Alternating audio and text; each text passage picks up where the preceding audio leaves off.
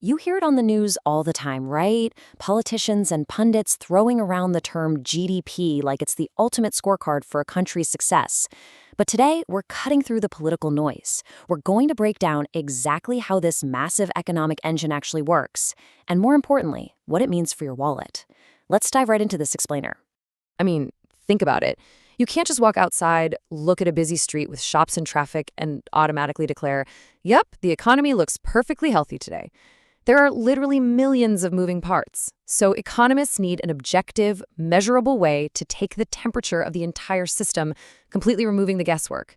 We need to know definitively how to measure that overarching economic health. And it really all boils down to one massive question. Are we expanding or are we sputtering out?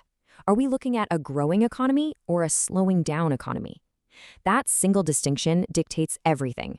I mean, it drives government tax policies, and it's the deciding factor on whether your local tech startup decides to hire 50 new engineers or, unfortunately, lay them off. It's literally the difference between opportunity and stagnation. To really figure that out, we've got to completely ditch the complex academic jargon. Try thinking of the economy not as abstract numbers on a whiteboard, but as a giant, bustling city. You've got factories producing physical goods, offices buzzing with professional services, and everyday people spending their hard-earned paychecks. We are taking all of that immense, chaotic, real-world activity and grounding it into one single, cohesive framework. And that brings us to the star of the show, gross domestic product, or GDP. The definition here is hands down the most important takeaway of this explainer. It's the total value of all goods and services produced within a country during a specific period. Let's unpack that for a second, because every single word matters. Total value means we translate absolutely everything, from pickup trucks to haircuts, into a common denominator, which is money.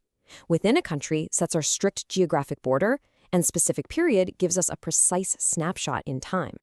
Let's make this real. Just look around you. It's the heavy manufacturing of a factory pumping out cars. It's the foundational agriculture of a farmer harvesting wheat. But it's also the intangible modern tech economy of a software company coding a brand new app, or the hospitality of a local restaurant serving dinner. The absolute brilliance of GDP is that it captures all of this incredibly diverse output under one single umbrella. If it has value and it was produced here, it counts. So, at its absolute core, goods plus services equals GDP. When you add up every physical, tangible item pulled from the earth or built on an assembly line, and you combine it with every intangible hour of labor, whether that's the smartphone in your pocket, your annual doctor's visit, or a financial consultation, you get the sum total of a nation's hard work wrapped up into one massive metric. Now, economists aren't just pulling this massive number out of thin air. They actually track the spending.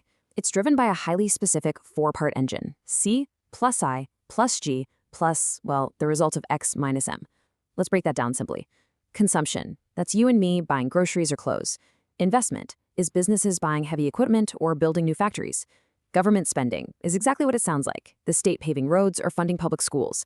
And net exports, that's just what we sell to the rest of the world, minus what we buy back from them. Track those four pillars and boom, you found your GDP. But hold on, here is the million-dollar question. Does a higher number automatically mean things are better? If spending across those four pillars goes up, do we just blindly pop the champagne? We know what the metric is and how the math works now, but what does a rising graph actually signify for everyday people living and working inside that system? Well, generally speaking, yeah, it does. When GDP grows, it usually translates to highly tangible, real-world benefits. It signals higher production and increased economic activity, which means businesses are successfully making and selling more. And to do that, they have to hire more people. Money is actively flowing, businesses are expanding, and families just have more opportunities. So while GDP might seem like a sterile academic number locked in some spreadsheet, it's actually a very strong, vital pulse check for a thriving society. This super clear, structured approach to macroeconomics we're using today comes from Girish Khanduri, a chartered economist running KG Inside. His entire goal is to take complex, often intimidating economic forces and translate them into accessible frameworks. It's a great reminder that right behind these massive national numbers are dedicated professionals trying to make the data incredibly useful and relevant for the rest of us. Because ultimately, getting a handle on GDP isn't about memorizing facts to pass a college econ exam. It's about making smarter decisions in your real life.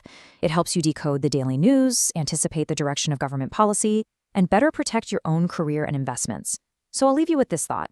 The next time you buy a cup of coffee or upgrade your software, remember, you aren't just a consumer. You are actively adding to the math of the global economy. So what will your contribution be tomorrow? Thanks for joining me on this explainer. Keep learning and keep making smarter decisions.